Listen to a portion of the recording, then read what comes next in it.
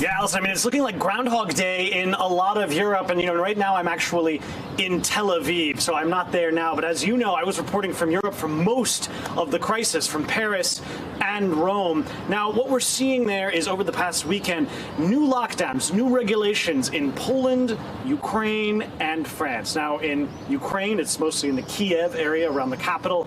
In France, mostly in the north of the country, particularly around Paris.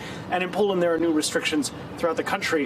What we're starting to see is this third wave, and it's really the impact of the slow rollout of that vaccine effort. It's been a scandal throughout the continent. So many people are complaining about the fact that Britain has really succeeded so far in vaccinating huge parts of its population, while in Europe everything is lagging, even as new variants, specifically that British variant and others, are really running to the front line and taking over all of the other variants of the virus and spreading quite a bit quicker.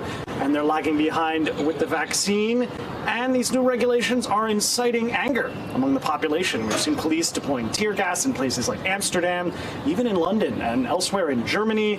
Now, Germany is a different case. Germany is also saying that because of a recent rise in new cases, that they may, and this is Angela Merkel talking, the Chancellor of Germany, they may have to tighten some restrictions. They sound as though they're going to be extending into April some of the current restrictions.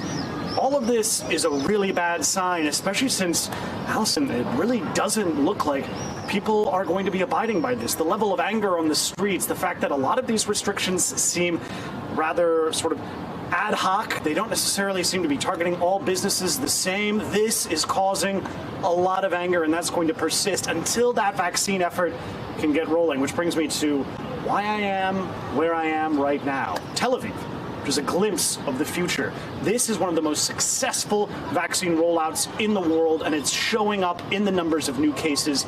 And it really is back to normal here. A lot of people are walking around. I'm actually isolating right now in an Airbnb over downtown Tel Aviv. But the fact is that once this vaccine rollout gets going, things can get back to normal. That's exactly what's happening here, and that's exactly why the lack of a vaccine and that new surge in cases is such a scandal throughout Europe. Hey, NBC News viewers, thanks for checking out our YouTube channel. Subscribe by clicking on that button down here, and click on any of the videos over here to watch the latest interviews, show highlights, and digital exclusives. Thanks for watching.